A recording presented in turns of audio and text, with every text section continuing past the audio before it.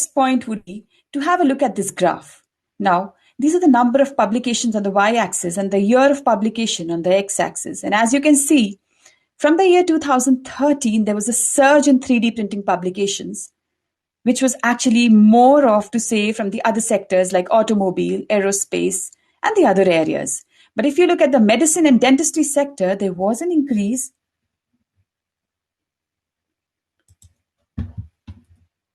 Okay.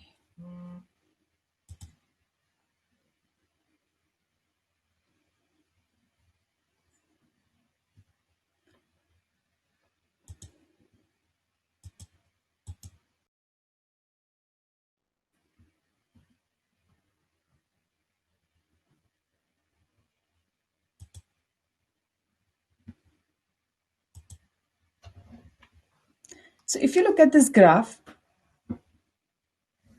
if you look at this first graph, there was an increase in the publications of 3D printing since the year 2013, which then was for different sectors like aerospace. But then gradually, if you look at the medicine graph, it was a little low. But if you look at the dentistry graph, it's extremely low. Now, but if you know about 3D printing, that this technology started from dentistry. And the different branches of dentistry which further go for publication include oral surgery being the highest, followed by prosthodontics, orthodontics, endodontics, and periodontics. So if you see, this is not the end. We are at 2017 with this kind of graph, and today it is 2020.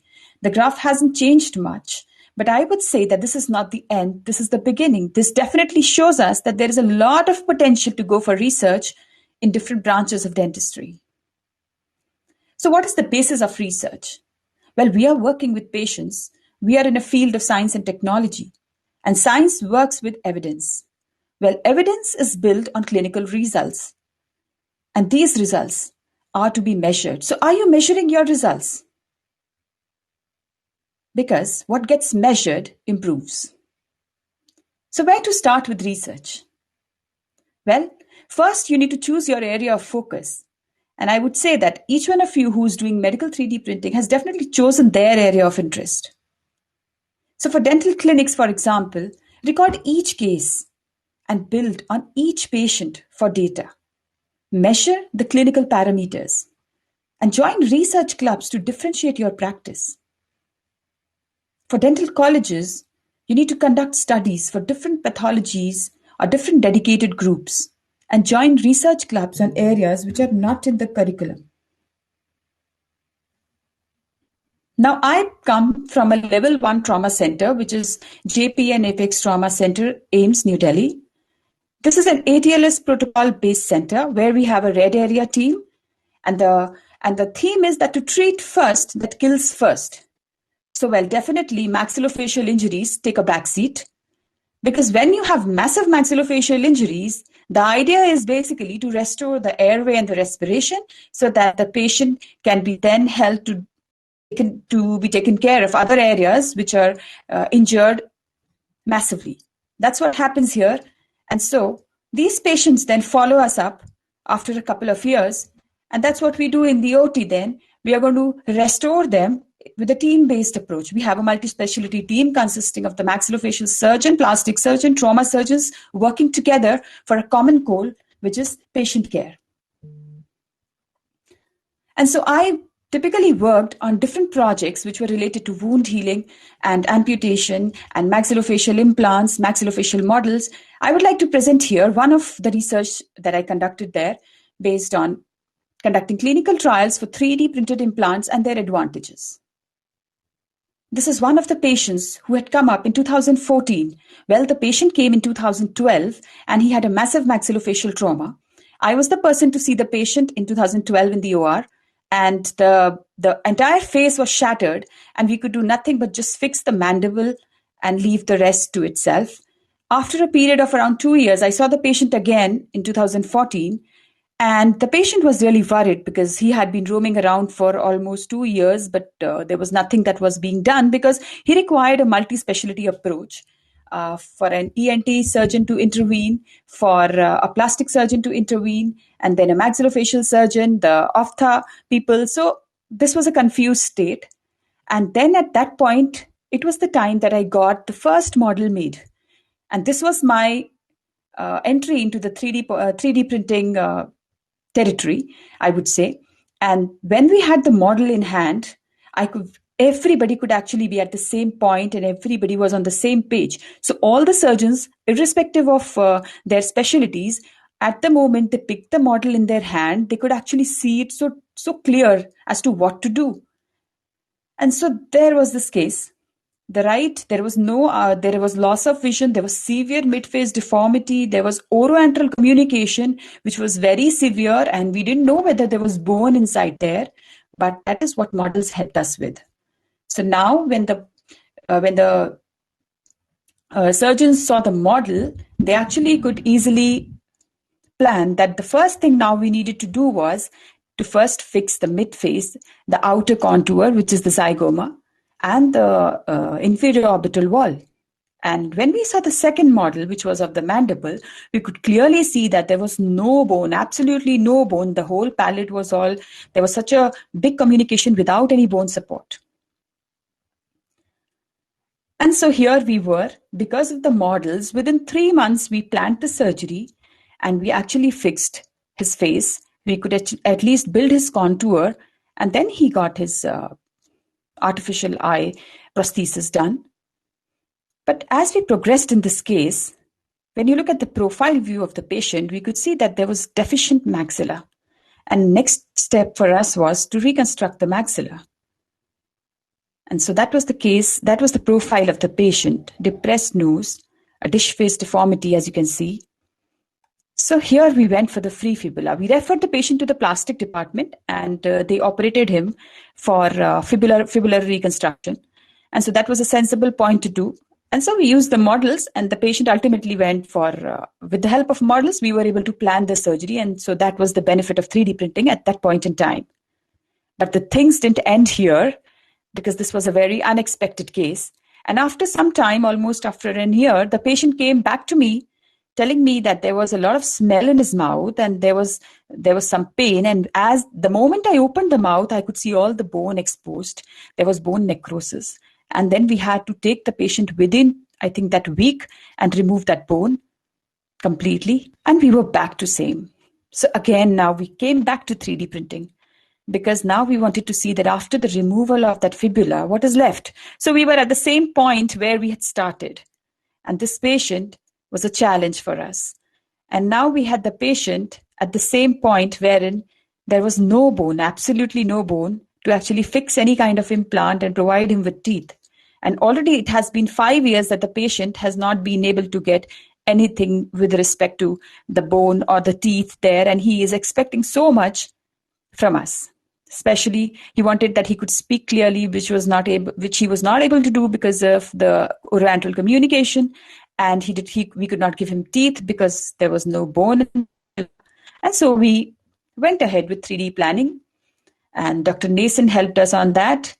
And so we planned to actually put in an implant on one side of the patient. And so here came virtual planning, which was really useful, because actually the patient really had very less bone. And if virtual planning wouldn't have been there, I don't think we would have been able to really do this case. And so we also had to go for digital impression for this patient, because the patient couldn't open his mouth completely. So we had to go for digital impressions. And then following that, we did the teeth setting, and then we did reverse planning for this case. We first planned where we need to place the maxilla with respect to the mandible, and then we planned where those, the implant strut should fall so as to have the mandible and maxillary relation at the position that we desire. And according to that, we planned where to place the larger areas of the plate so that we could actually fix 2 screws. And it was so difficult that placing even 2 screws onto the bone was really difficult for this case, because the patient did not have bone. And so this was the splint that we came up with. And we just to check as to what the boundaries could be, we reduced it further in size and thickness. So this was the splint that we actually had. And following this, then came the day of surgery. And so we had bilateral implants for this patient, and we operated on the patient. and we placed the 2 implants back in place. This was not an easy ride because of such a lot of fibrosis. We had to also go for debulking further later on. And then the implants were there for the patient. And we were actually able to restore this patient in a period of...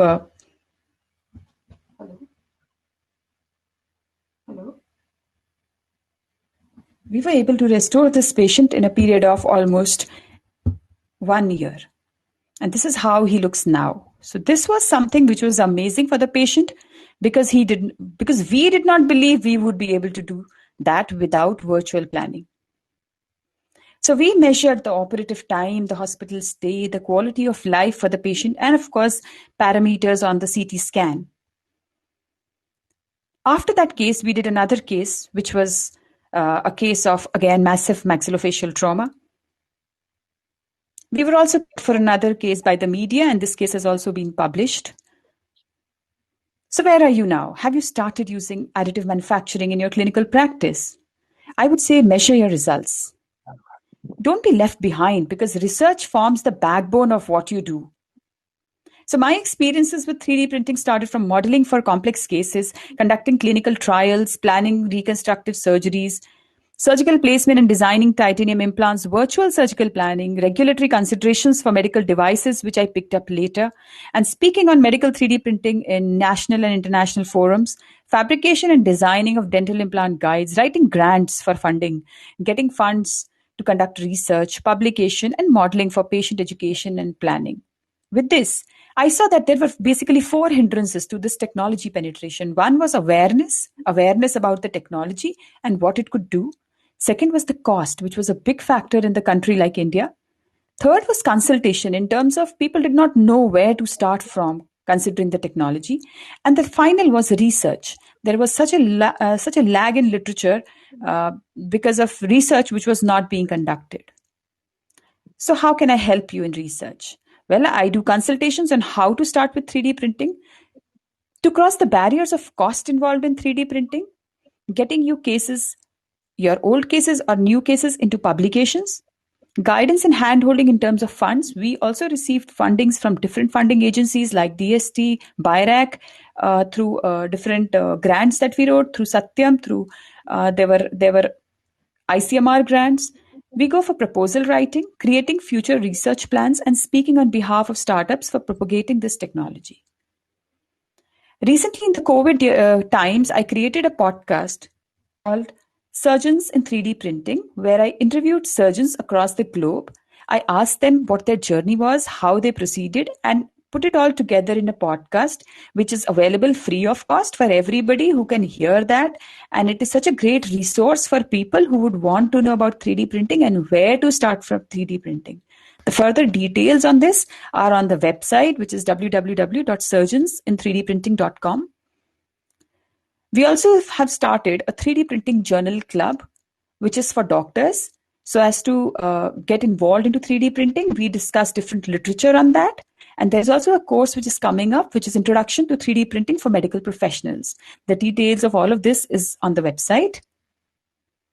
Well, I would say that my daughter was very small when I started this journey, and now she's grown up. So I said, time flies. So make sure you enjoy your life with your work, because work is only one part of your life. Thank you very much. And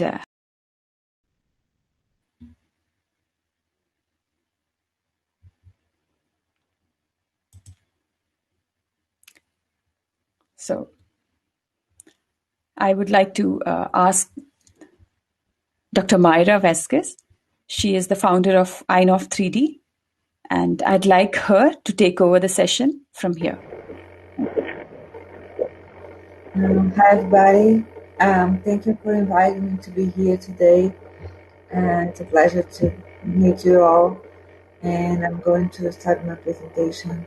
Just let me know how can I do this.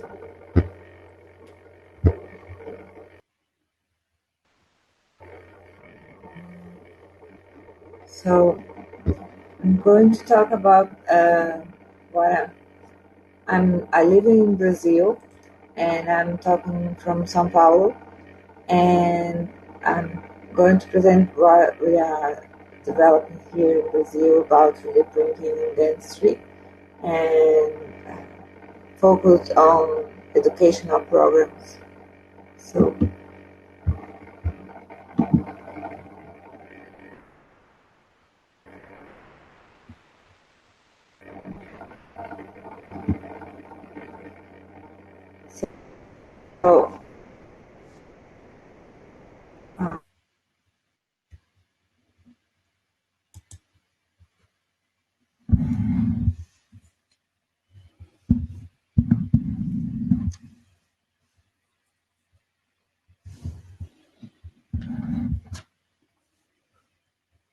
I think we can't hear. research was bite splints, and starting from this, I started understanding more about 3D printing and the opportunities we can have using 3D printing. So I always like to start thinking Doctor, about this. audible. So imagine, are you listening to me? Yeah, I think you need to just check if you can just reboot your. There is an option on the right hand side top. Just reboot it. It will start well, and I think the sound is not very clear. You need to reboot it. Sorry.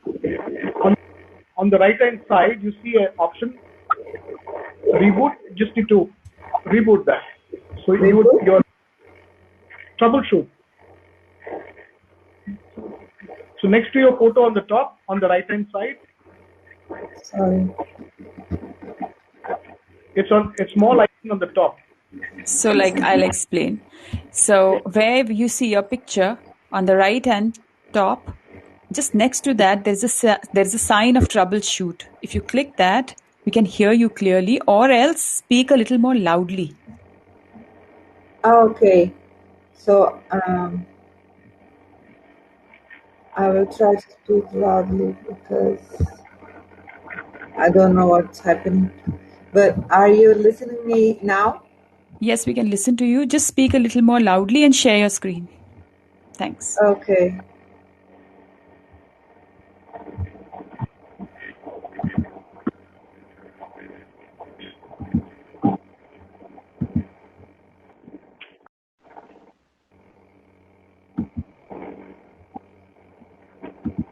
So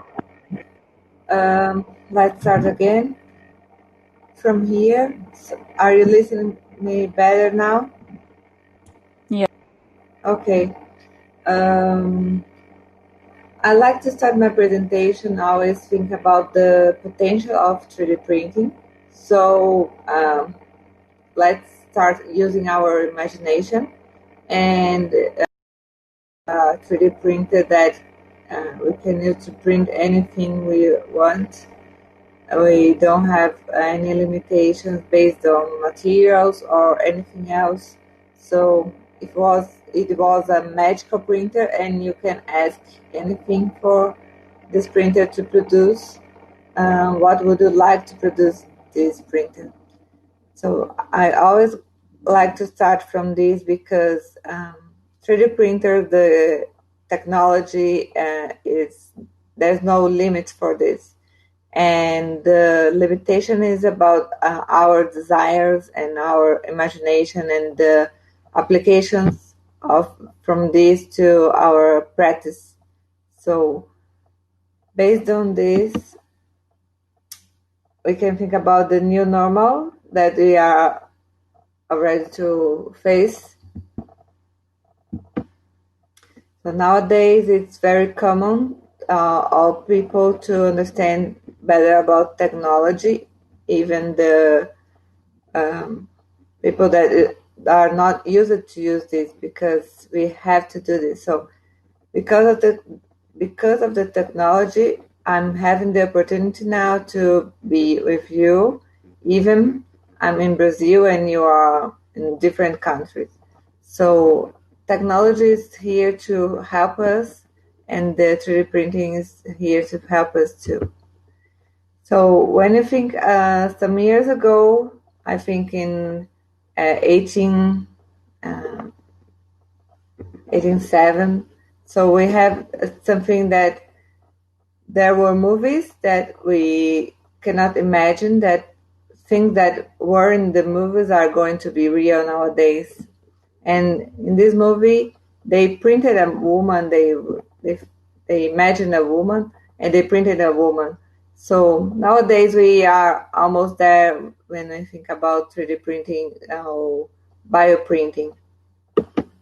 So about 3D printing, we will have to have turning the real world into virtual. So in that we are going to use the intraoral scan, and after that we are going to use virtual planning, the CAD planning. So we are going to use software to design our plan. And after that we are going to turn this into real again. So we are going to use the 3D printer to turn this plan real.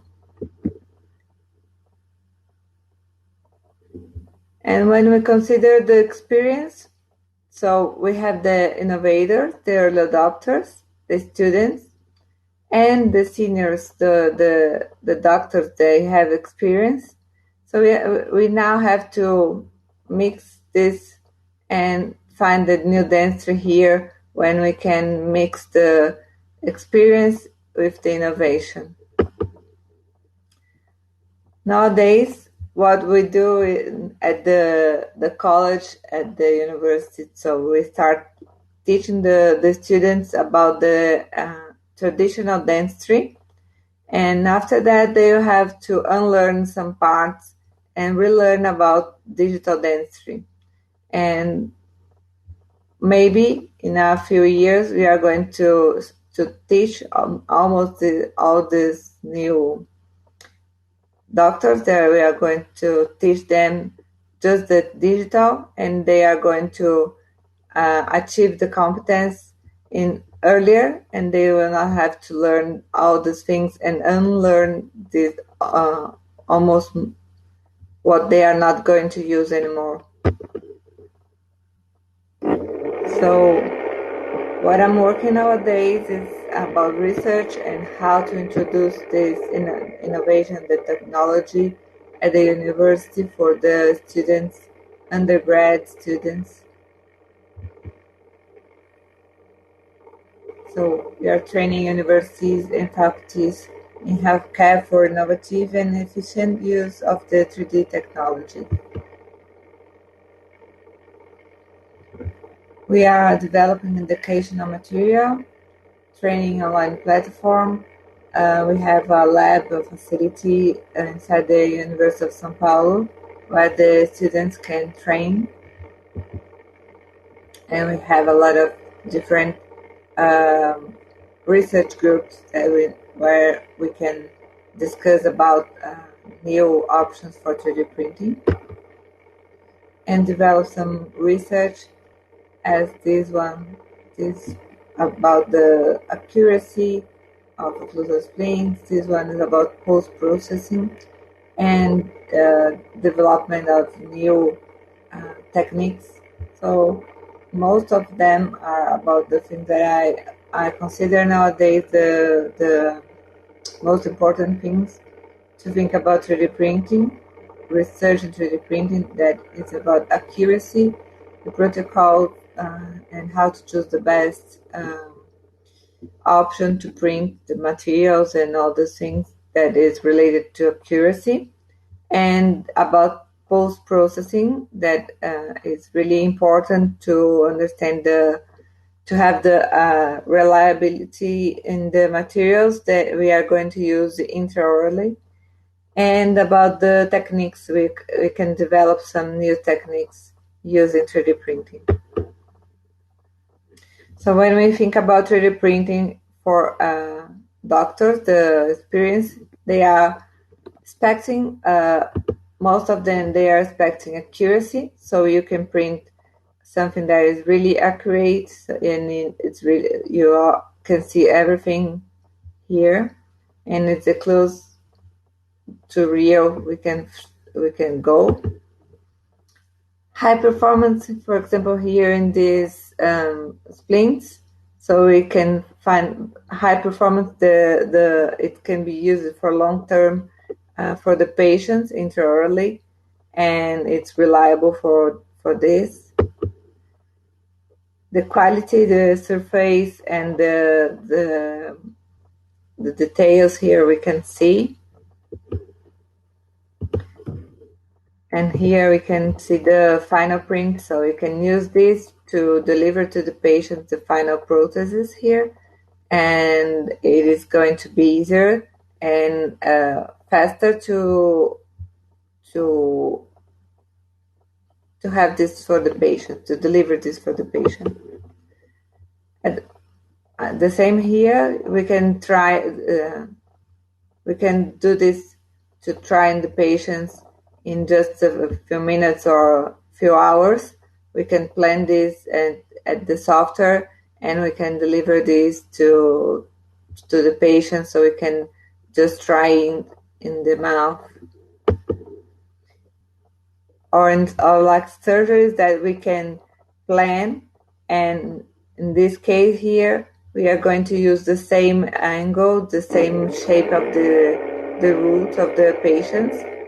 So to do this, we are going to use the CT scan, and we are going to segment the image and transform this into a 3D image, and this part is the copy of this part here.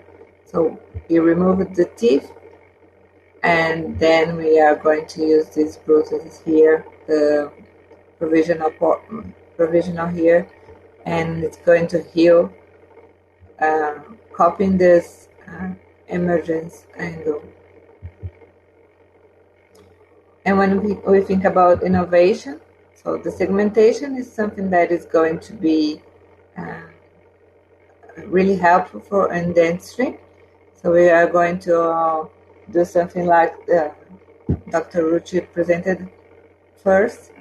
So we can segment the face, the bones, and produce some prostheses. And other than this, we can do the teeth and the prostheses and understand better the relation.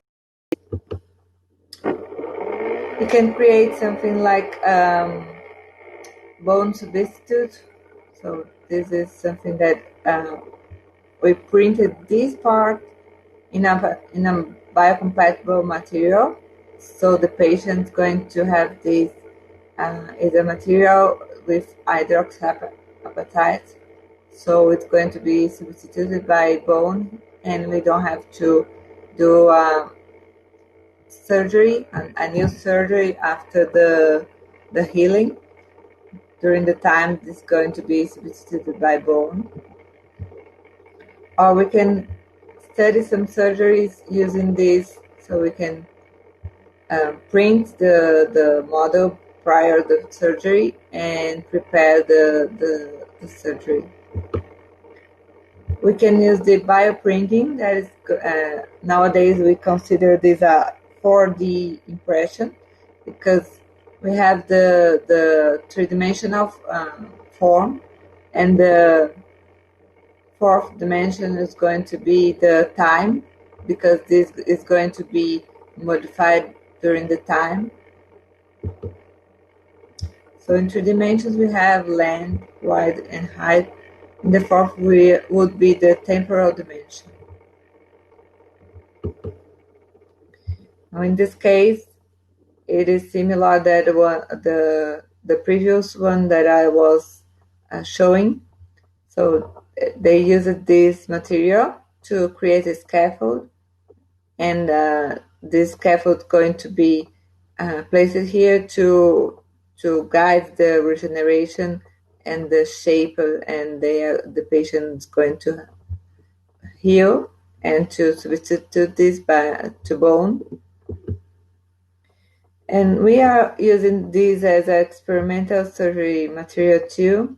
So in this case, we used this chicken leg to train the students how to do a surgery.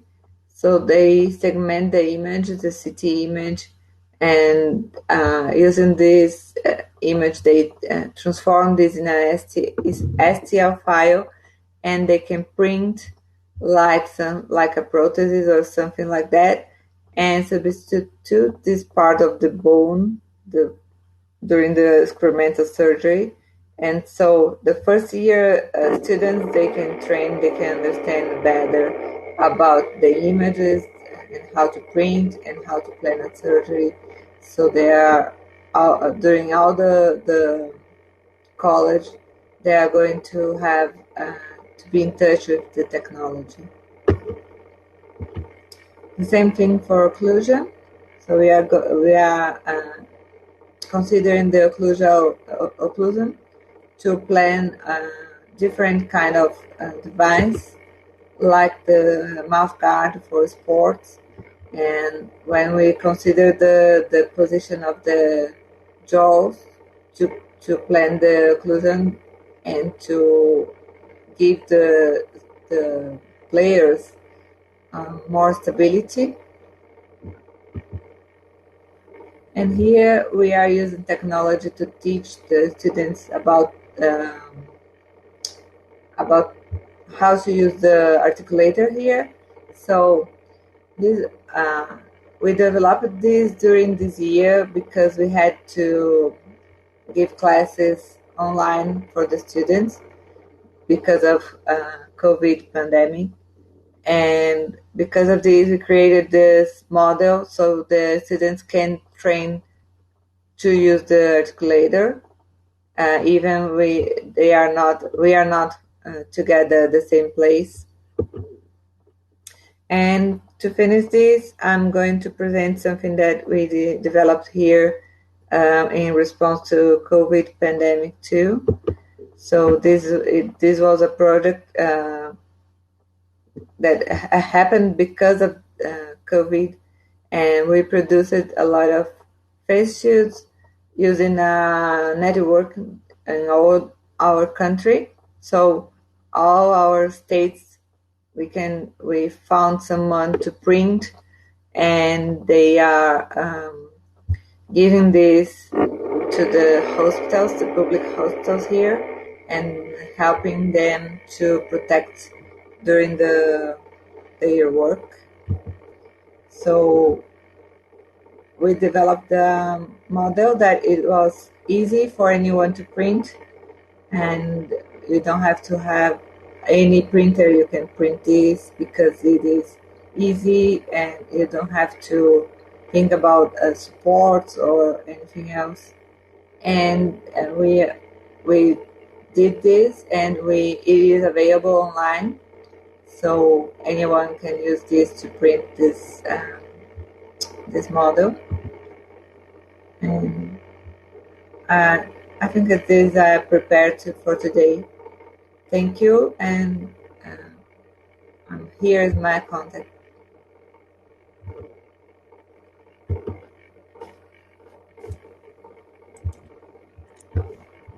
Thank you very much, Dr. Myra. That was an amazing presentation. And now to take this conversation forward, I'd like to invite Dr. Thiru. And Dr. Thiru has been working a lot, has been speaking a lot on different forums about 3D printing. He is into 3D printing for the past 4 to 5 years. So, Dr. Thiru, please take it forward from here. Yeah, thanks, Doctor. I just have to share this. Just a second.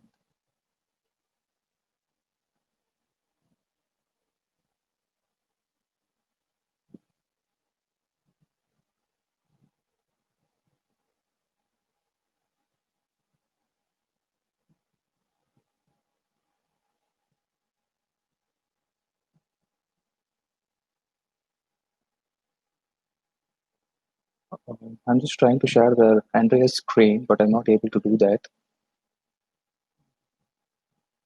Can I request Dr. Myra to stop sharing so that Dr. Thiru can then start sharing?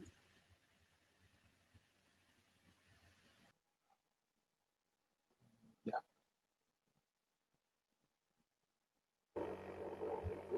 I'm not sharing anymore. Yeah, great. Thank you.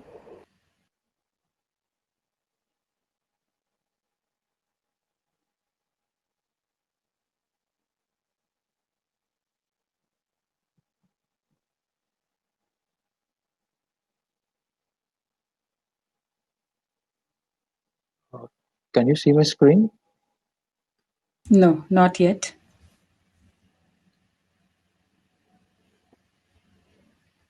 Yeah, now it's getting in. Can you see it now? Yeah, now we can see. Just put it on the slide share. Yeah. Is it complete now?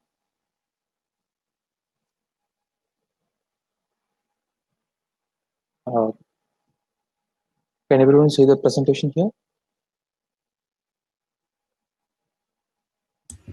Yeah. Okay. Fine. So this is the first time we have been experiencing the term pandemic, and most of us have been going through some tough times. And I assume most of you are doing good. And if not, I assume things will be just better as of now. And let me introduce myself. I am Dr. Tirumurugan. Basically, I'm a dentist, and I have completed my clinical research in MSc in nanomedicine. And for the past 5 years, I have been into 3D printing industry, 3D technology to be precise. And it's my honor to just share the visual dias with everyone here. And a special thanks to Dr. Ruchi for inviting me, and also for Dr. Shibu, who has been conducting this. So, the 3D printing in dental research, that's a topic which was actually given to me. When I realized what I have to present, especially when it comes to dental research, because there is a lot of things actually going on as of now. And instead of just trying to give specific examples of dental research, I thought we have to just give some information for everyone so that they should be able to think from the research perspective.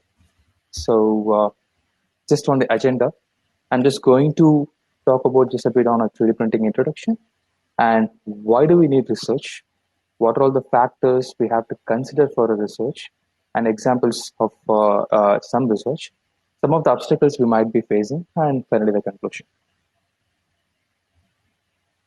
So in most of my presentations, I used to utilize a specific tagline.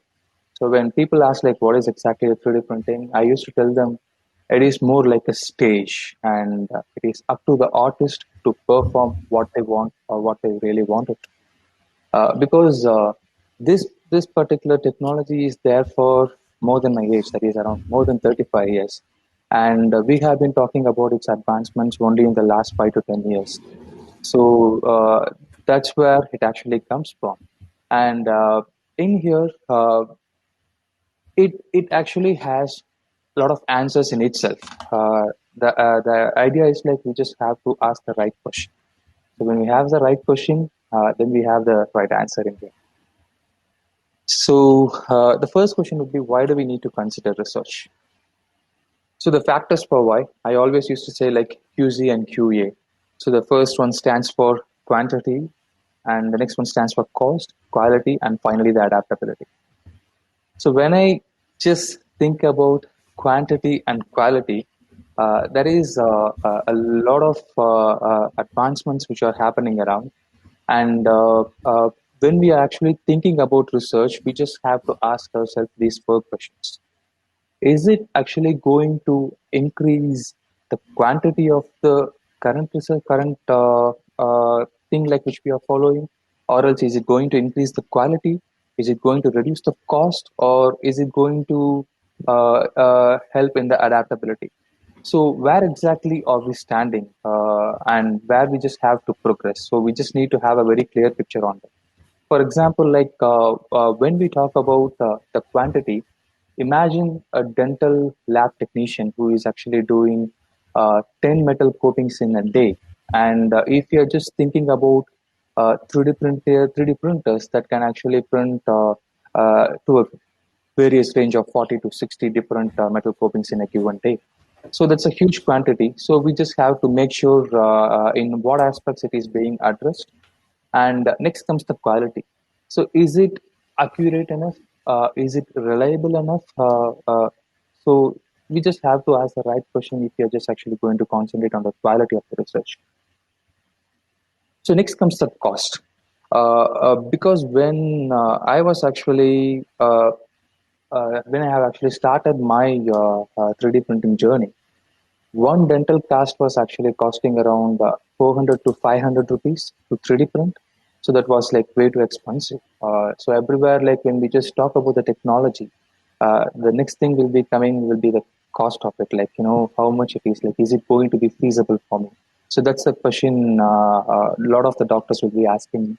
And when the patents got over and when a lot of players actually came into existence, the cost has been significantly reduced. And now we are just talking about making a dental model as less as 100 rupees or so. So, yeah, finally, adaptation.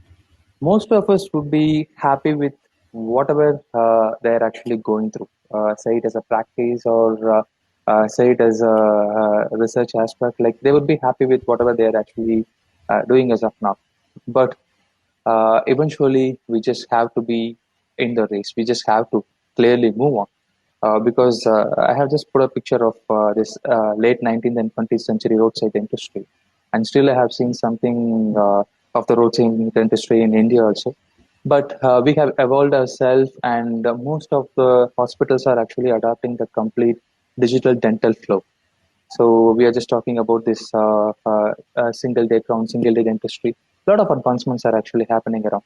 So when we are actually going to think about the research, always try to have these four questions in your mind and just try to figure out, is it actually going to improvise any of that? If not, we just have to be very much considerate.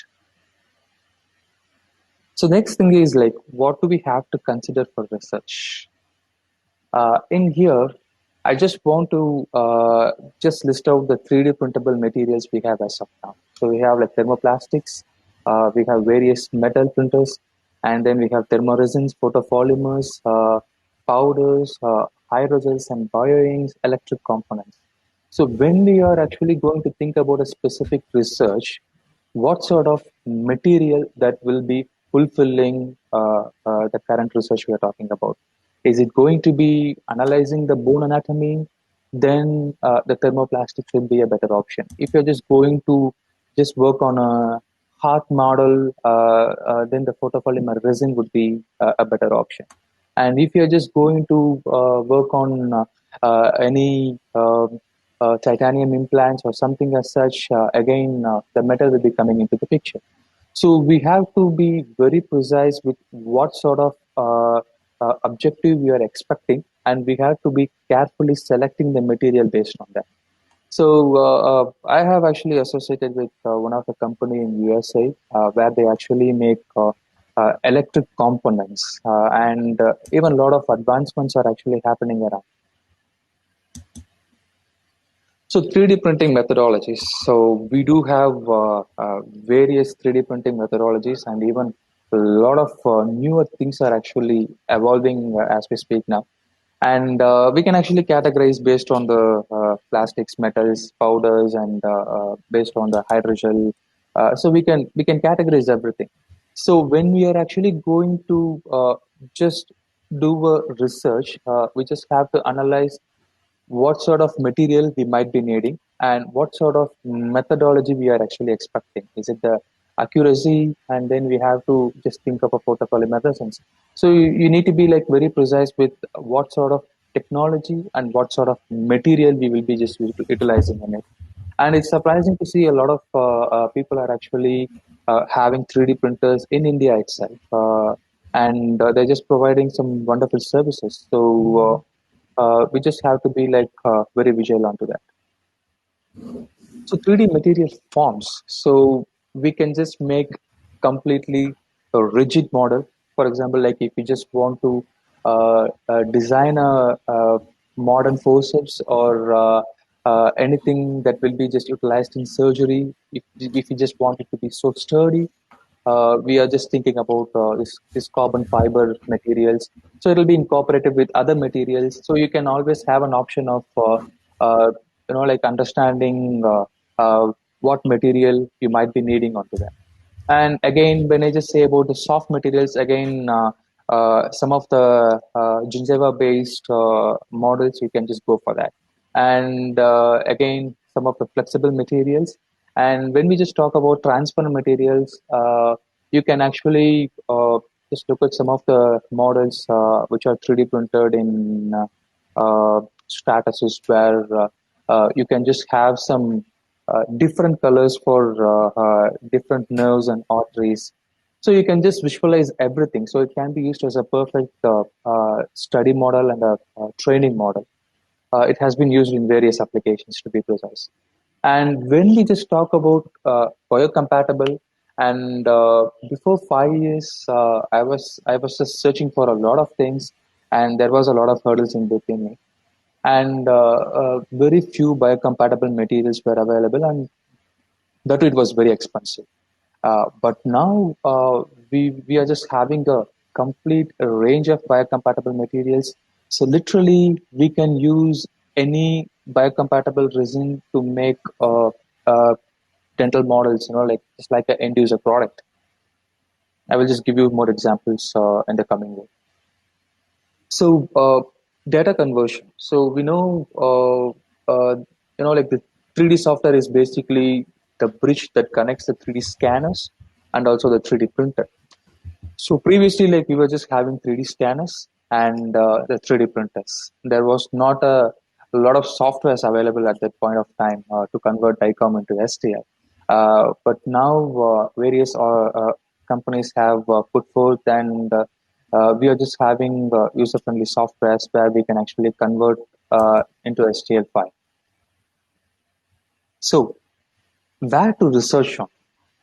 So we can actually think of different dentistry domains into that, but I just want to give examples on the 3D scanners, 3D softwares, 3D printers and materials, medical devices, simulation models, scaffolds, drug printing, artificial intelligence, and augmented reality. So I just want to give you examples on what's really happening around these areas. So 3D scanners. Eventually, like we do have a desktop scanner and an intraoral scanner. So when I started my journey, I was just receiving some notifications that the desktop scanner was around 8 to 10 lakhs if you're just looking at a decent one. And there were a lot of expensive ones too. But now we are talking about intraoral scanners at that cost. And advancements are happening in a way so that like you can actually scan the complete oral cavity in just 20 seconds to 1 minute time. So that's like ultra fast, like the advancements are happening massively. And some of the intraoral scanners, you can use it like a pen because it was of that much weight, like because the weight has been reduced drastically, and we are just having cordless 3D scanners in our hand now. So next comes the 3D software part. So it's quite interesting because you can say about any dental application. Say it as a simple single pontic, a bridge, and then you can actually goes on to creating implants, bone models, indirect bonding rays. You can just say about any informations or any applications, and there will be a software which is actually right behind us. And for orthodontic aligners, the software has been so inexpensive, so that like a lot of people have started providing dental aligner services in India itself. Like I think I have come across nearly 30 plus odd 3D aligner services.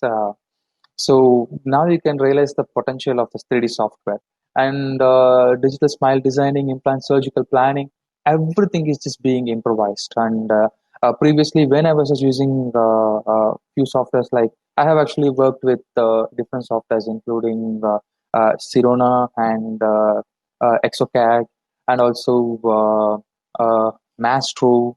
So I have utilized different softwares like from the beginning, and the advancements and it's happening very rapidly. It is becoming so user friendly, and I think every dentist should be just learning this. Whenever you have a chance, I would request you to just go for that. They will really love that. So 3D printers and materials. When I say about like 3D printers, like there is a newer one, like nano particle jetting technology is actually coming around. So eventually they are, like when it comes to 3D printers, it's all about increasing the speed of creating a final product, and also it should be just quality enough. So that's the basic expectation.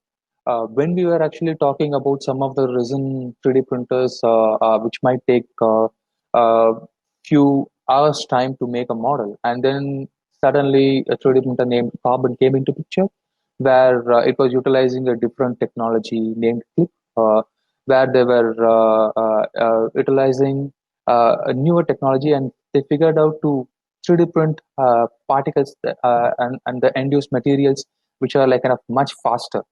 So even they are having some expectations, and they're just coming into the market for the dental applications. So that's one thing to watch out for.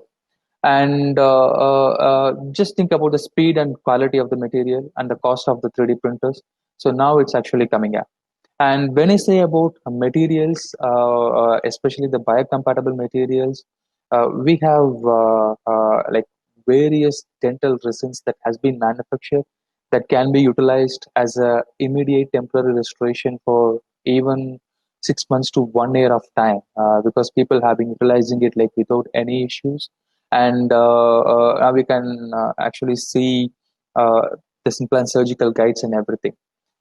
Previously, especially when it comes to aligners, I remember a case which was happening almost like 5 to 6 years before. If you have an overjet of 4 mm and the target is to bring it down to 2 mm, so there will be a stepwise reduction. Like from 4 mm, it will be reduced to 3.8, 3.6, 3.4. So it just keeps on coming, and finally it will be achieving the 2 mm. So that's our target. So we have like nearly 15 to 20 steps in between. And conventionally, they used to cut each and every cast. They will just create a model for 4 mm, and then they will create a replica of the same model. They will cut the anterior portion. They will just keep it to 3.8, and they will take the model again. They will keep it to 3.6. Like it's a tedious procedure. And now we are just talking about providing dental aligners in couple of days or 3 days. So that's a sort of development we have actually come across. So any sort of innovation on any sort of research that should be helping us, especially when there is a high demand, when it is needed much.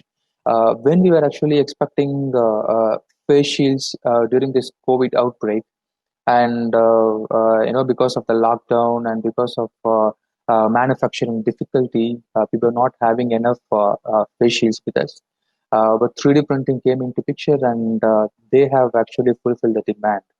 And likewise, the below one is basically the uh, just a handle, so that like you can actually open any sort of doors. And on the right, you can see ventilators which are being designed.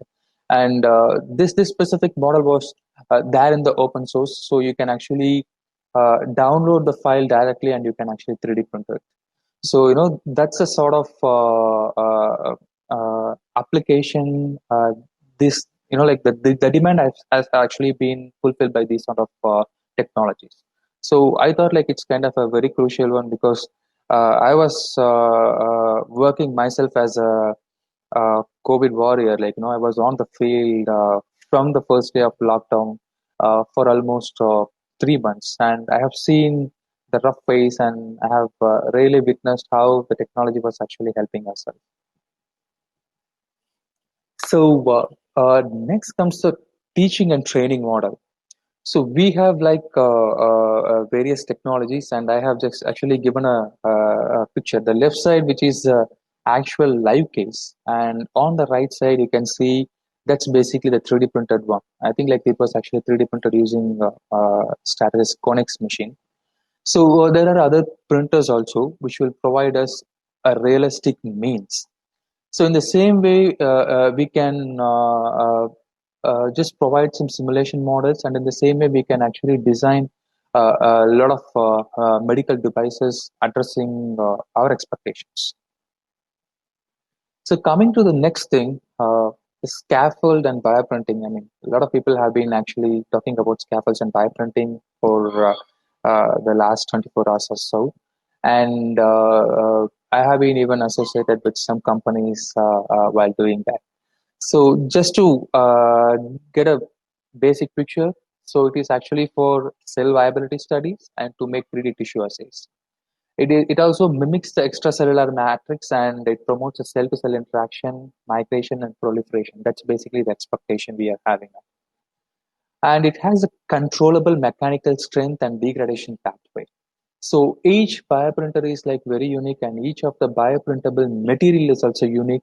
So we need to do a careful assessment on what sort of tissue we are actually dealing with, so that like we just have to make sure the nozzle size, is it being affected by heat, or what sort of mechanism we have to use if we are just going to create a scaffold of that material.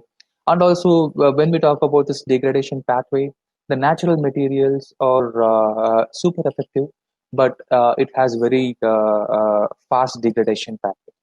And then we have synthetic materials. Again, that's basically you can utilize it for a long time than the natural ones. And certain researchers wanted something unique because they just wanted to utilize the advantage of the natural one. And in the same way, they just want to extend the lifetime. So then came the combined ones. So we just have to be like very precise with what sort of expectation we are having, what sort of cell we're just going to work with. And then you can always just think about the degradation pathway you want to work on. So one of the interesting thing which we are eagerly expecting is the personalized medication. So already we have one drug approved through FDA, that is Tricia for status epilepticus. I just wanted to give a bit of information on that. Because normally, like when a person was affected by seizures, they will be given a drug sublingual, and it might take around 60 seconds to 1 minute for it to act. So that's a long phase, and sometimes it might be more than that. And when we were having the 3D printed drug, the Aprecia one, it actually dissolved in less than 20 seconds, and it entered the circulation, and the recovery was very faster. So I have been just given a very simple information, and you can even think about a simple antibiotics which we will be just taking for a lot of our procedures. And for every treatment and most of the treatment, we'll be just giving a 500 mg of antibiotic, like amoxicillin or whatever it is. And just imagine two persons. One person is like having 40 kg of weight of 23 age, and this other person who is of same 23 age of age, and he will be like some 90 kg. So the person with 40 kg won't be needing the 500 mg. He might be needing a bit less. And a person of 90 mg, he might not be, like he might be needing more than the 500 mg. But eventually, like we will be just giving nearly the same prescription for them. So, a careful assessment can be done, and a personalized medication can be planned in a way so that it addresses specific issues. And this particular concept is very much going to be effective, especially in cancer treatments, because different protein biomarkers will be responsible for a specific cancer. And mostly like we will be having a drug which will be concentrating on all the biomarkers. And when we just have a complete picture of a person, like what exactly is responsible for that person, we can actually work on a drug very precisely, concentrating on that specific biomarker. So like that's the kind of potential it has towards the future. So I was just writing a simple figure like you can actually get the diagnosis done, and we can create a digital prescription. You can design the drug according to different formulations. You can 3D print a drug, and then you can just provide it to the patient. So like we can just have the expected outcome. So that's the future we are talking about. When it comes to artificial intelligence and the virtual reality, I just want to give an example on the artificial intelligence platform. So I was actually mentoring a young team based out of Bangalore. They were actually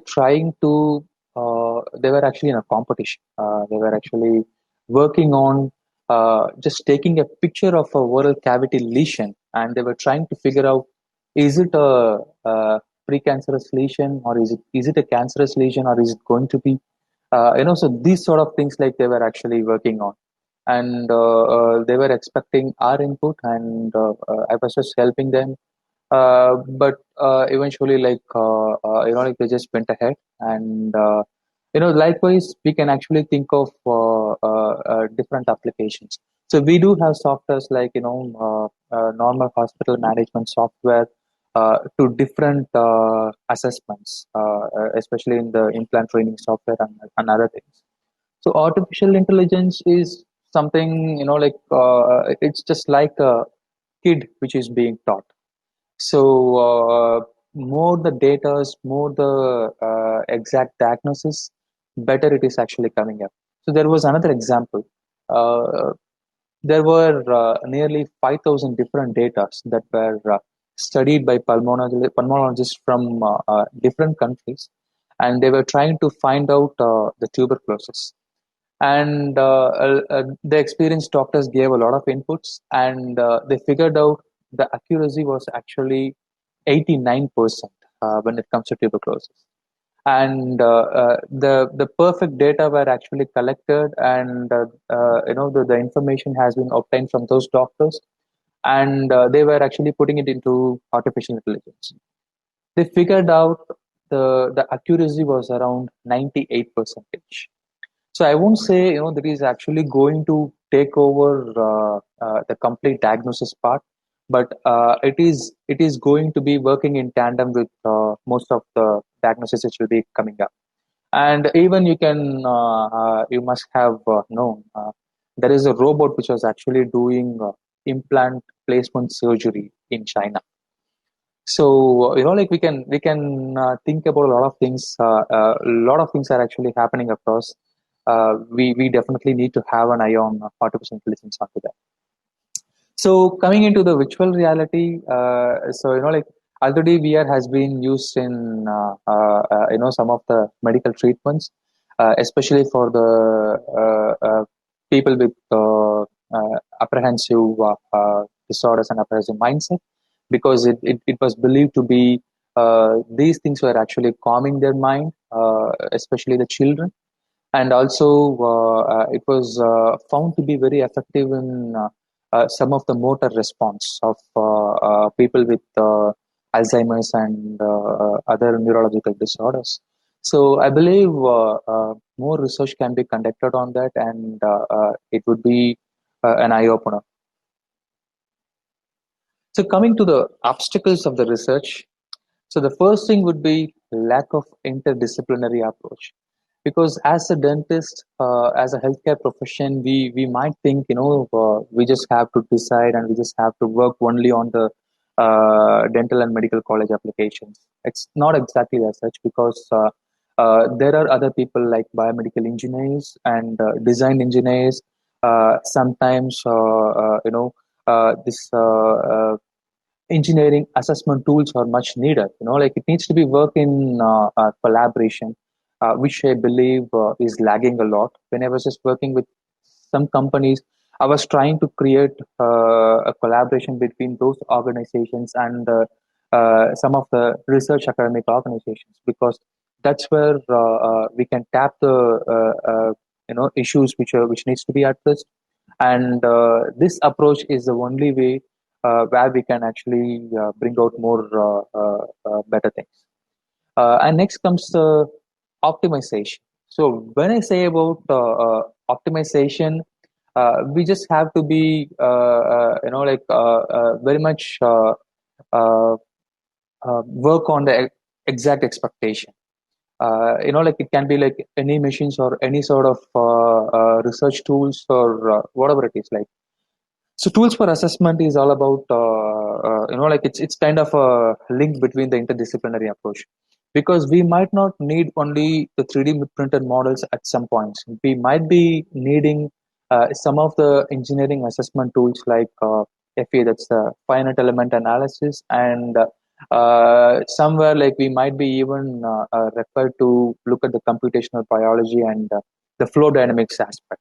So those things might be needed in some of the research applications, and only the collaboration and the communication with those knowledgeable person will actually bring out the fruitful thing.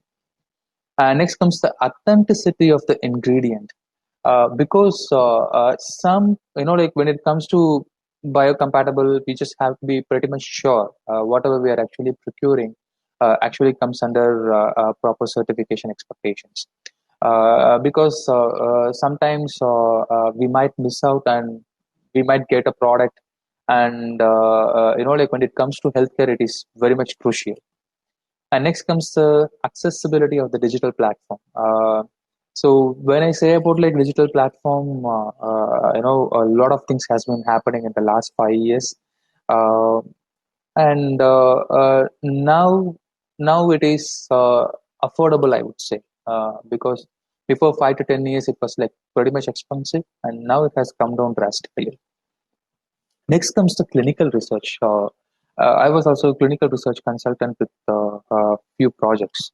So in here, like when we are actually thinking about research, we just have to make sure is it essential to go through clinical research of that phase, because like we do have different phases, and just for a simple newer drug which needs to be created, it will take at least 10 to 15 years, like from the beginning to the end. So the bioprinting applications and other things which will be very helpful, and it might be actually progresses the research platform drastically. And finally, coming to the approval and the certification, I would say like that was kind of tricky, because for products especially made of 3D printing ones, the CDSCO and DCGI approval might be expected, and like it's kind of vague and it's unclear, because that's the one of the main reason most of the researchers and most of the doctors are hesitant to just go ahead with this, and the approval process is kind of lagging, and I have been, like discussing with a lot of, like prominent researchers, like that we have to just suggest a protocol, so that like there needs to be a proper protocol, so that like everyone should be, following that, and research should be just happening in that way, because that's the only way even we can be actually coming into the picture, like into a broader picture. So that's it from my side, and I will leave everything to you folks. Thank you, Dr. Thiru. That was an insightful presentation. And I think you covered right from 3D printing to bioprinting. And in 3D printing also, it was pretty extensive, wherein you covered everything related to printers, to materials, and then going forward to the teaching and training models. I mean, it was a personalized medicine, AR, VR. I mean, you extended it up until I think the whatever you could. So it was pretty elaborative, pretty extensive, and thank you for that. Thanks, man. Yeah, and I would also like to thank Dr. Mayra from joining us from Brazil, and because this is such an odd hour for you, and you here to share all the details of the company that you run and the work that you're doing. Thank you very much for that.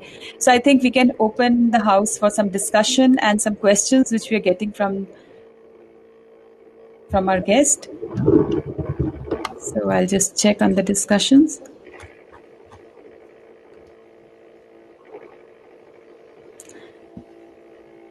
Okay, so Dr. Thiru, I'd like to ask you. This is Dr. Vishakha who's asked us that she would like to know the scope of research and 3D printing in oral medicine and maxillofacial radiology. Okay. When it comes to So, what is oral, your view on yeah, that? when it comes to oral medicine and the radiology department, most of the research would be focusing towards the complete imaging process. So, what are all the ways we might actually expect to improvise the existing imaging modality? For example, like we cannot keep on, just sticking to taking IOPS. Still, we are utilizing that. Now we have actually just came up to RVG. So just like that, there needs to be a proper forum where wherever the imaging requirement is there, we should be able to address it, and there needs to be a lot of improvisation. It is not going to be stopped because the improvisation is actually happening like each and every day. Right. Dr. Myra, any input that you would like to give on this scope of research with respect to oral medicine and maxillofacial radiology? I think you presented the case you presented is Sorry to exactly. interrupt, Dr. Thiru. Can you stop the presentation mode? Yeah. Yeah. Okay, Dr. Myra, please go on. Okay, are you listening to me? Yeah. Okay. So what I think is the case you presented here today is a good example about the facial maxillofacial radiology. How can you use the images to propose of surgery, to prepare the surgery, and I think this is going to be usual for us to use this to prepare the surgery using these images and maybe printing these models to understand better the patients. So I imagine that we are going to use this even more. Exactly.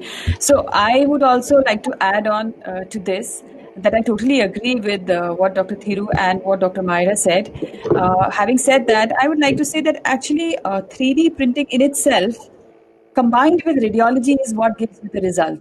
You know, we are dependent on the CTs, we are dependent on the MRI. So it is like a combination of radiology and 3D printing in its process.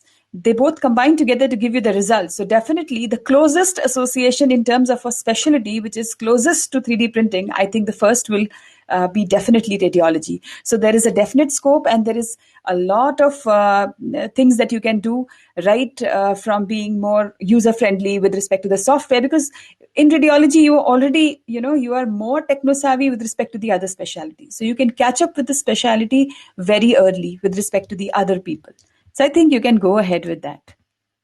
So I hope that satisfies your answer. Now let's take another one.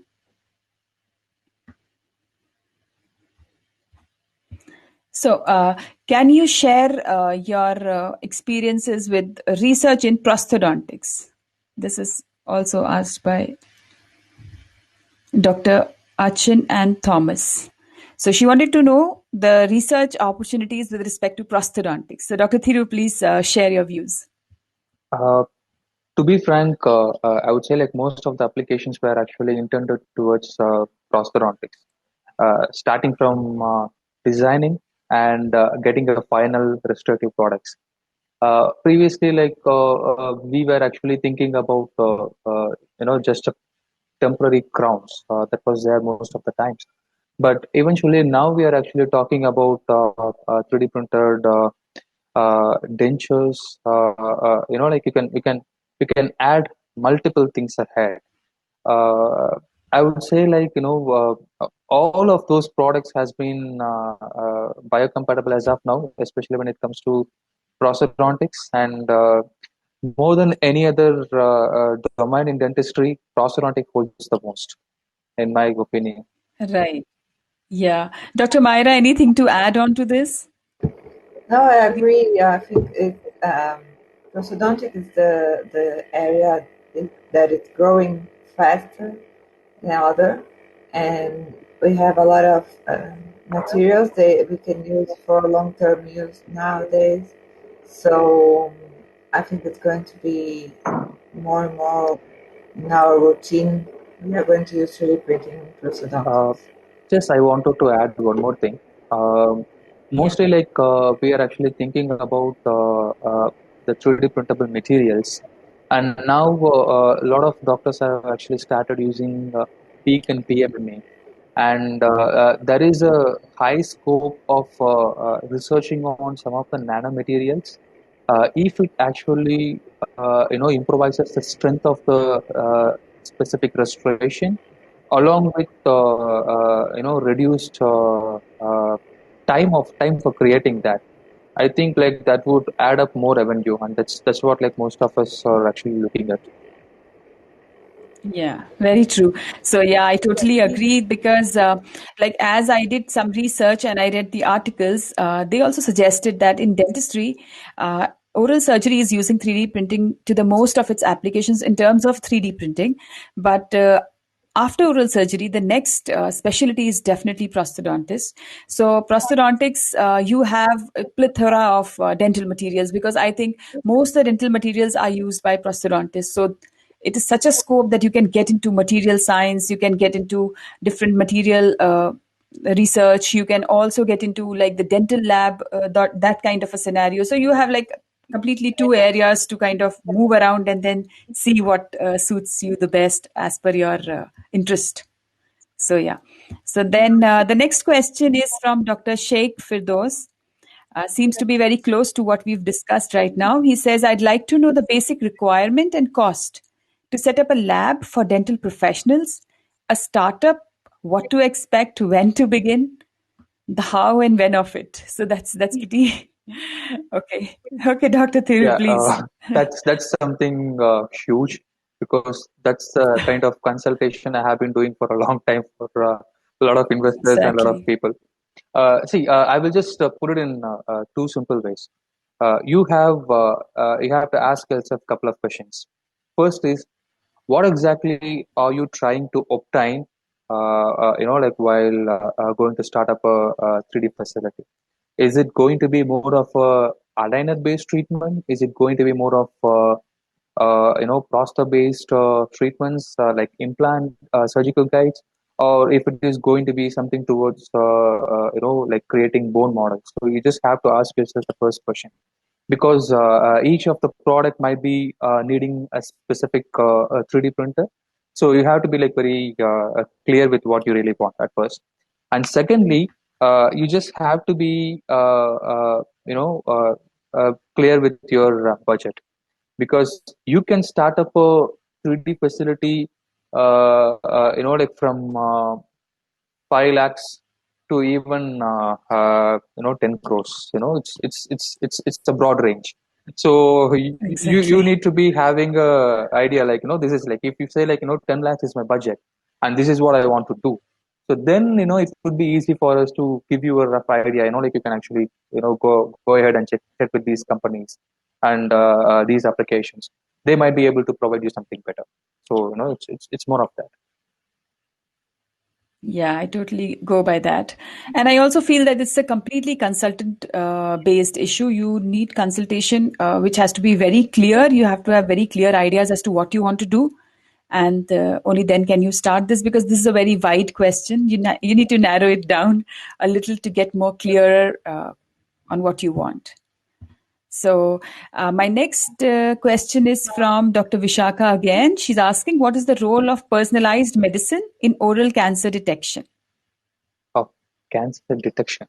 Okay, that's something very interesting, I would say, because the team which I was actually working with, they were doing really, like that the diagnostic aspect of it. Sorry to ask, like, can you read the question again? Yeah, what is the role of personalized medicine with respect to oral cancer detection?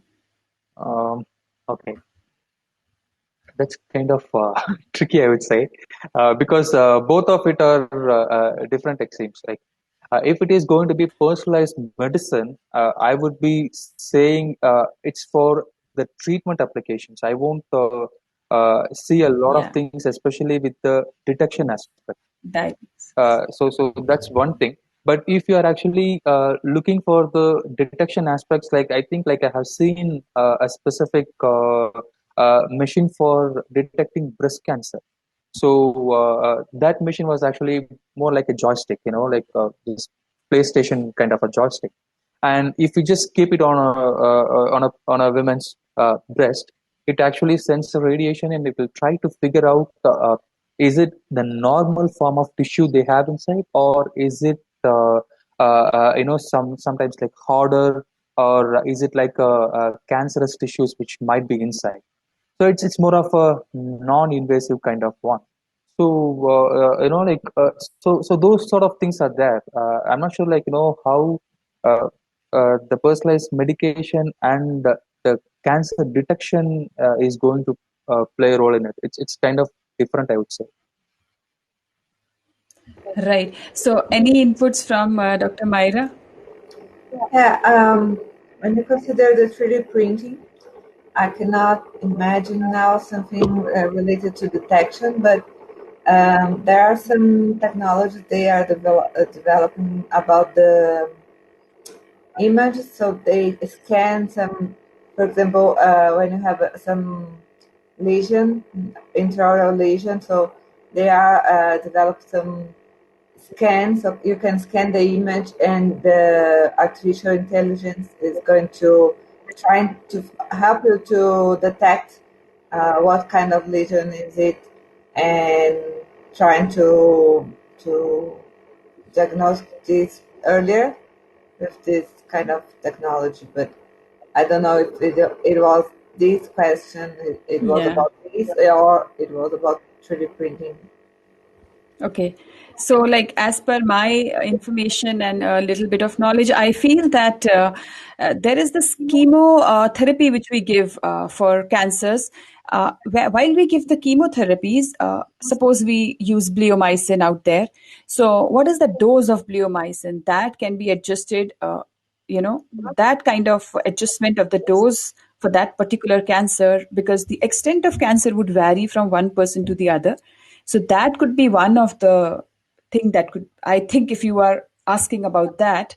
So that's how we can use personalized medicine for adjusting the dosages, because these days there has been a lot of research in cancer in terms of detection, and then what you are asking is basically focused towards treatment. So I think that is one part that we can actually look into, that how you can adjust these dosages when you're giving chemotherapy. So I think I think that's the thing I feel. I will Yeah. just add one more thing, as you said about chemotherapy, because we can actually 3D print some of the shields of different thickness or different material, where we can actually control, the radiological exposure at specific areas, so that, like, we can Right. actually preserve more of the healthy cells, and we can concentrate very precisely on the cancer cells.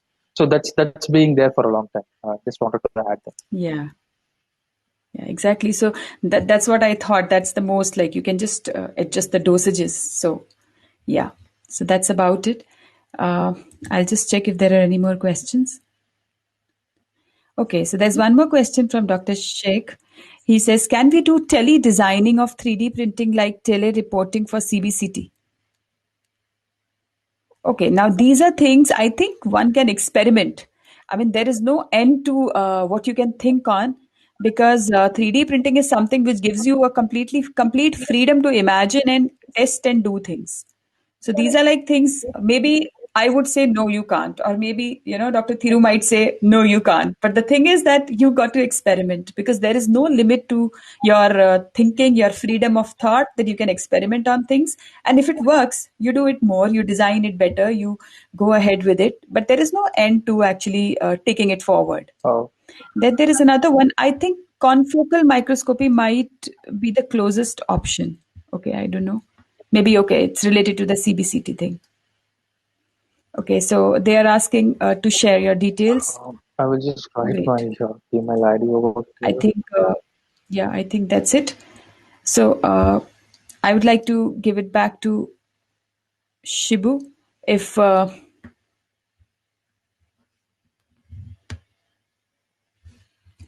you just check if Shibu is there?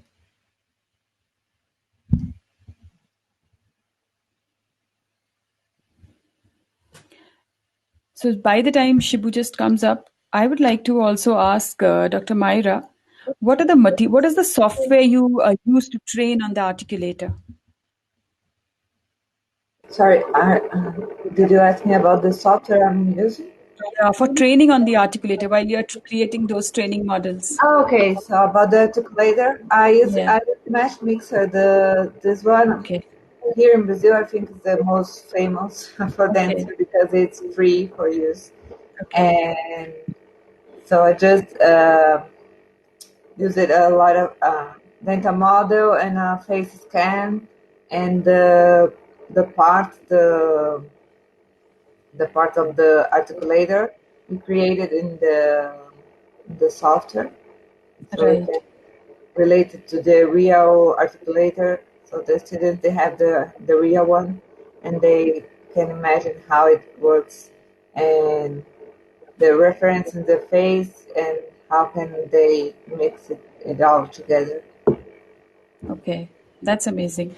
And what are the material that you use for temporary crowns, like the one you showed on your presentation?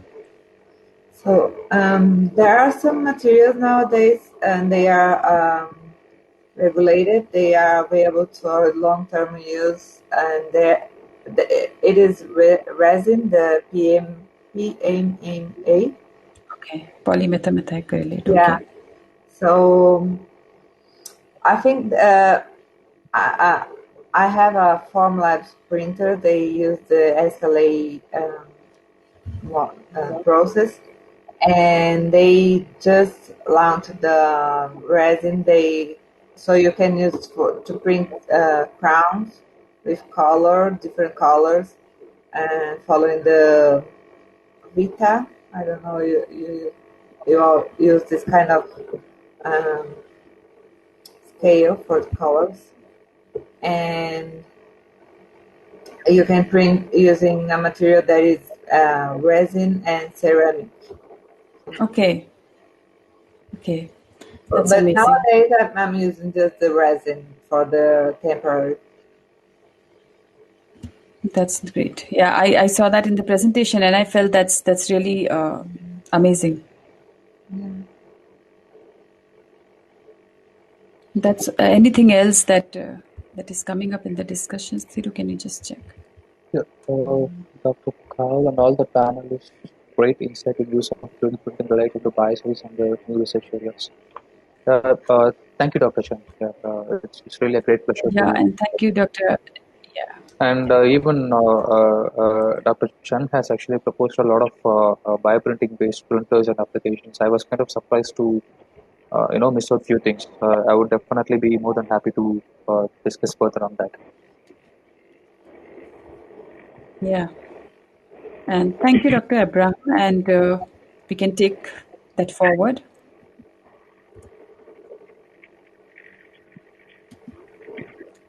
Yeah. So the panel just wanted to update Dr. Shantanu was trying to connect with this link. Apparently, they are from an institute where there are certain regulations when it comes to net, in terms of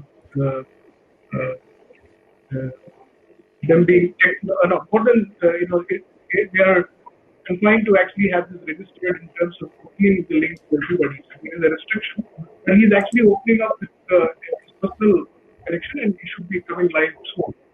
The reason also because we should not be missing this presentation is because he's a research lead and some great work into research in terms of various different materials. So if we will still continue with the discussion for maybe 5 more minutes, I think we should like. So he's trying to connect. Okay, so should we be waiting here? Or we set up for another separate session for him to then join in, so that can also be done. So I'm leaving it to you guys to take a call. Okay, so this is 9. So it's like half an hour that we have. We do have half an hour more. Yeah, I mean, he's saying at 3 o'clock he'll join. No. I said we will end by 3 o'clock, so it's not Okay. so That's okay. I think That's okay then. If he's joining, it'll be nice to hear him. Yeah, not a problem. Are we holding this for another half an hour, or how exactly it works?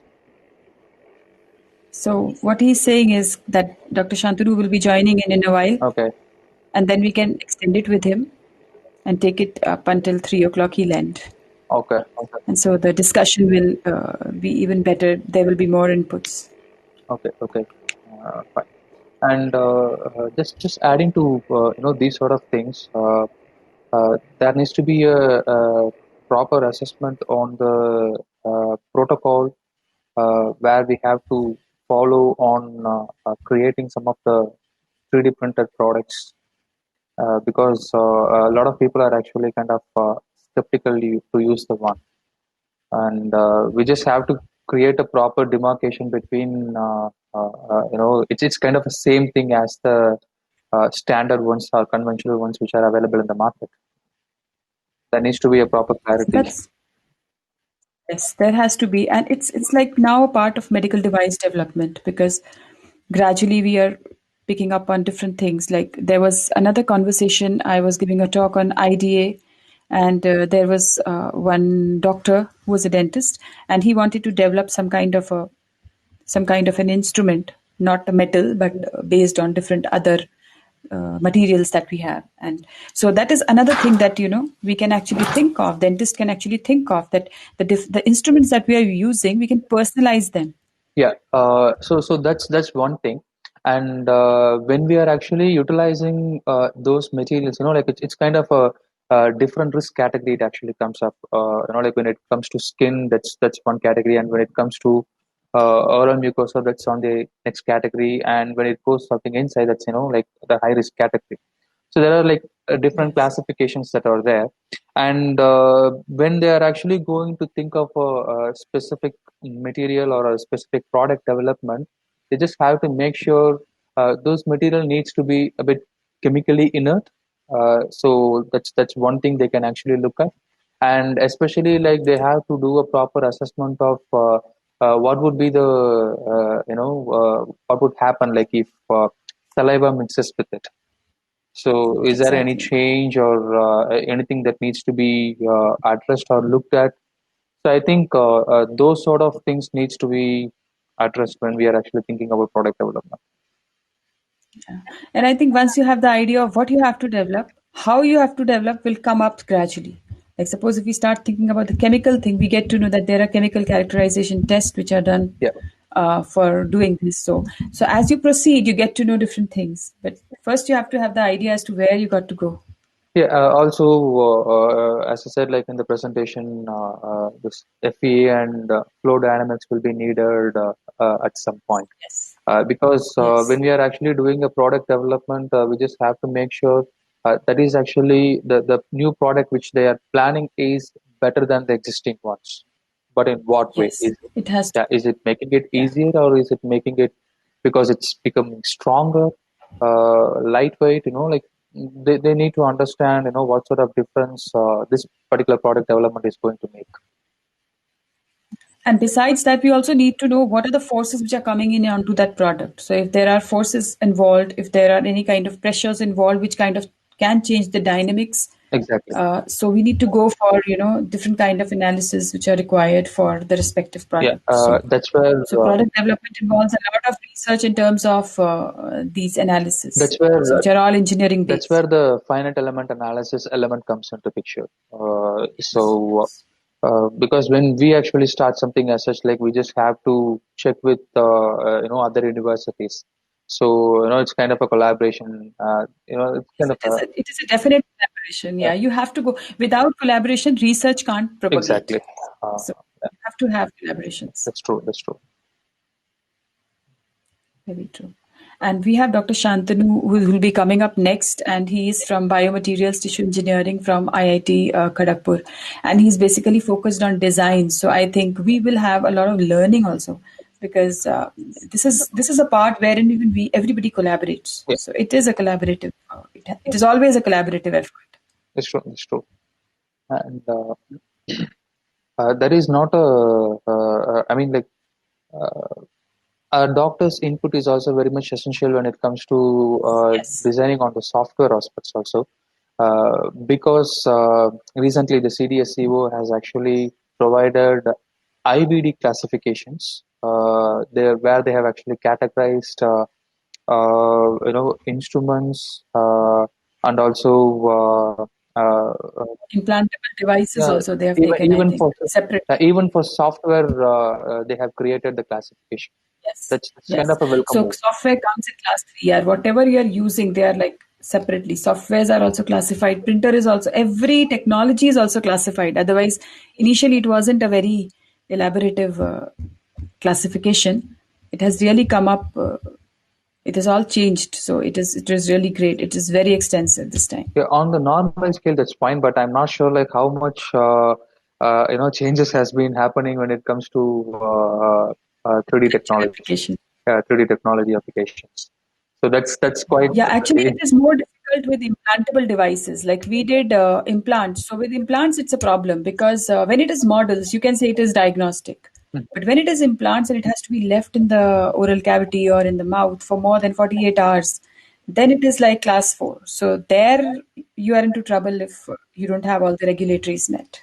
Yeah, and especially like on the research front, like I have been reading few articles, and I just figured out carbon fiber has been used as a scaffold material, and they have done few animal research, and it seemed to be like productive, and it's kind of safer. But there were few articles which also said we cannot simply use carbon fiber because it actually doesn't dissolve that much, and we are not sure is it getting completely eliminated after that. So there is always like it just hangs on the two sides. So that's kind of a Very true. unclear situation prevails in that. Yeah. Dr. Myra has been with us for quite a long time, and this was something which was quite unexpected. And she's presently in Brazil, where it is early morning. I think it must be 4 o'clock when she joined, Oh my God. and I understand it's extending even more now. So, Dr. Myra, if you wish to leave, please go ahead because I understand. Okay, So sorry I will about just that. I ask. was Yeah, not I'll just expecting. connect Shibu. Yeah. The time is so Yeah. different, and I was not expecting. So, uh, thank you for this opportunity here. It was great to share all of this knowledge with you, to know it and meet you all. And congratulations about this conference. And if anybody needs something, I'm available for you to contact and share more about what we are doing here, the research and all those things. Yeah, Shibu, please, Dr. Myra would like to leave. Yeah. I think he has left. Yeah, Yeah.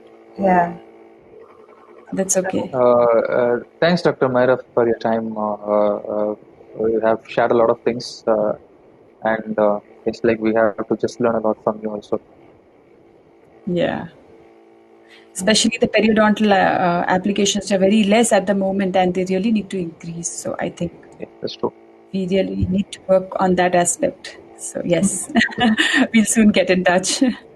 so thank you, and sorry if I cannot communicate as good as much as I want to, but I'm trying to No, do no, my you have best. communicated a lot. If I was to consider that I am not a native English speaker and I had to say that way, I mean it is a difficult task then to communicate. So I appreciate that you took the efforts to actually present the whole presentation in English and then also interact in English. So that's a lot of efforts. Thank you very much for that.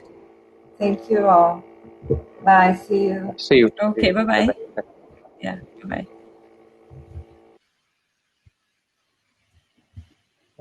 I think there has been something in the Dr. Rashmi Damare. Okay, let us check. Okay. Before that, also like there has been a question from Dr. Yeah. Aksha. 3D printer So temporary crowns, is it a feasible option in India? Yes, it is. Because like you can actually have a digital impression taken prior to starting the treatment. So that is basically the pre-treatment impression, and it can be sent to the lab straight away, and then you can actually do the preparation. Then you can send the prepared data, to the lab again. So we can actually do the specific markings on how exactly the temporary restoration needs to be done. So they can actually do a direct temporary restoration, and it can be it can stay in the mouth for a period of 6 months to 1 year, and sometimes the temporary restorations can even stay in the mouth for more than a year. There has been a lot of people are actually utilizing it, and I have been witnessing a lot of cases in recent days where they're utilizing the procedure which I have actually said. So, like morning they can do, and in few hours they can actually have the temporary registration in their, I mean, temporary crown in their hand, which can be delivered. So I think it suffices the question asked. Yes, So, definitely. and next comes, sir, I wanted to know about the outcome results when using the synthetically derived scaffolds and naturally derived scaffolds in periodontal regeneration. Also, how much duration does the synthetic materials take to resolve completely?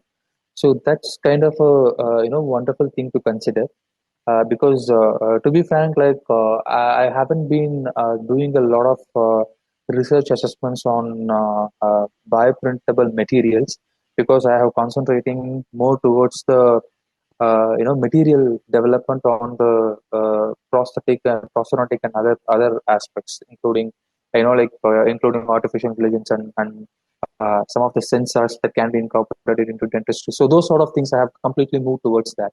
I haven't been following much on the scaffold recently, but still, I would say, like, this would be a very interesting research, like, if we can actually do. To my knowledge, I think like some of the natural scaffolds, do there for 1 to 3 days, I think, something like that. And I think synthetic can be extended, synthetic can be done for a period of 10 to 15 days. So, it actually depends, like you need to be knowing, like, how long you are, planning to utilize the material as a resorbing material in the specific place. So, based on that, you have to select a specific scaffold material. Is it like a hydroxyapatite, or like you just want something else to be incorporated in that, like alginate? So like it's purely depends on that specific scale. Dr. Rishi, you want to add something onto this? I totally agree, because periodontal research, even if you take up gingivectomy, guys, take up anything, because in any of the branches of dentistry, other than prostho and oral surgery, research has been very less. So whatsoever you pick up, just go ahead, do some research. And I think I would say that just go ahead, because dentistry has a lot of potential for research. We're not doing enough. We need to ask our people to do enough. So we're really lagging behind right now. Yeah, and next one, Dr. Sarupchan said like carbon fiber does not dissolve. Yes, sir, I agree. I know That that. is I true. know that it Yes, does that not is true. dissolve. But the thing is, like, I have read few things as an animal study. So that's one thing. And secondly, like it can be, even carbon fiber can be incorporated as a bone replacement therapies. Substitute. Yeah, like a substitute. That's true. So I have read some articles mainly onto that. They have utilized the scaffolds, but I know like it's not going to be dissolving. So that's one thing. But apart from that, it can be used as a bone substitute. So that research was actually happening around. We have been working in this area. That's absolutely brilliant. So definitely, like, I would Right. love to have some conversation onto that. There is a BIS body on additive manufacturing in partnership with IEC, International Body for Standardization. Sure, sir. Like, I have to discuss with you on the standardization things, because I'm not, like completely aware of that. We work on carbon composite and long fiber. Sure, sir. Like, I have been doing some sort of R&D on the same, not like on the long fiber things, but only for carbon fiber to be utilized in some of the dental applications. So I will definitely talk to you on that. Thank you. It was quite interactive, I think. Thank you, Arjun. Yes, and Thank Thomas. you. Yeah, thank you very much. Yeah. So should we just close this and ask Shibu if Yeah.